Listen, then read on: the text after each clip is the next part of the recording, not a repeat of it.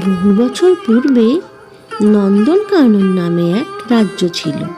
অপূর্ব রাজ্য, দেখে মনে হতো যেন স্বর্গরাজ্য। সেই রাজ্যের রাজা আনন্দবর্মা তার মন্ত্রী ও সভাসদদের নিয়ে বিশেষ চিন্তায় মগ্ন।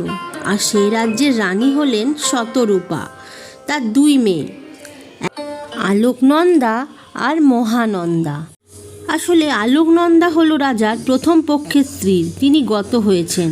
শতরূপার কন্যা হলো মহানন্দা। মহানন্দা ও আলোকনন্দা দুই বোন, একে অপরের ছায়াসঙ্গী।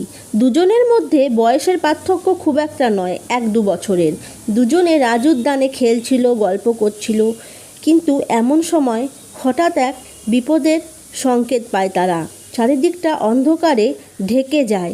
কি হলো রে বোন? হঠাৎ করে এমন মেঘ করলো কেন? কি করে বিদ্যুৎ ডাকছে, তা ভেতরে যায়। এদিকে রাজা আর রানী তাদের নিজ কক্ষে একান্তে গল্পে মগ্ন। এই সময়টা তাদের নিজস্ব সময়।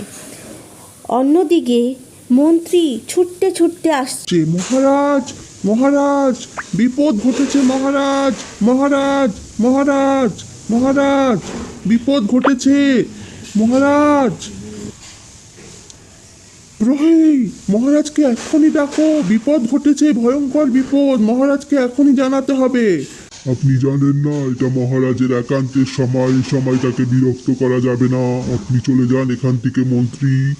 সন্ধ্যের সময় মহারাজের সঙ্গে কথা বলবেন, এই সময় মহারাজকে বিরক্ত করতে পারবো না।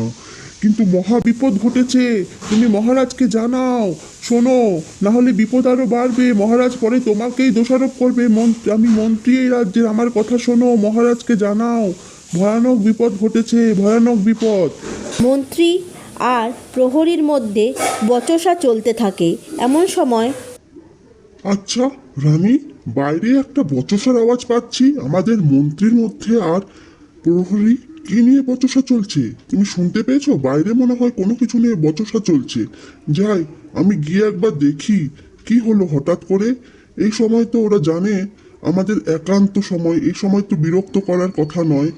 কোনো দরকারি কিছু ঘটেছে না কোনো বিপদ ঘটেছে? বাইরে গিয়ে দেখতে হবে মনে হচ্ছে।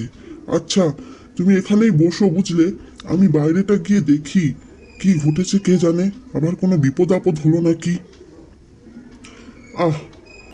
আপনি শুধু শুধুই এত চিন্তা করেন। জানি না, হয়তো কোনো দরকারি কাজ আছে। ঠিক আছে, ঠিক আছে, যান, আপনি বাইরে গিয়ে দেখুন কি হলো। আমি এখানেই বসছি, আমাদের মেয়েগুলোও তো খেলছে বাইরে। যান আপনি। হ্যাঁ রানী, আমি যাচ্ছি, চিন্তা করো না, আমি কিছুক্ষণের মধ্যেই আসছি, দেখি কি হলো। মহারাজ চলে গেলেন বাইরে, রানী বসে রইলেন।